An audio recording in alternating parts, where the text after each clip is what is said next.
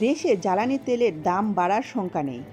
BBC chairman বলেন, বর্তমান দেশে যে পরিমাণে তেল মজুদ রয়েছে, তেলের সংকটের শঙ্কা নেই। কিন্তু কোথাও বাইকের তেল পাওয়া যাচ্ছে না।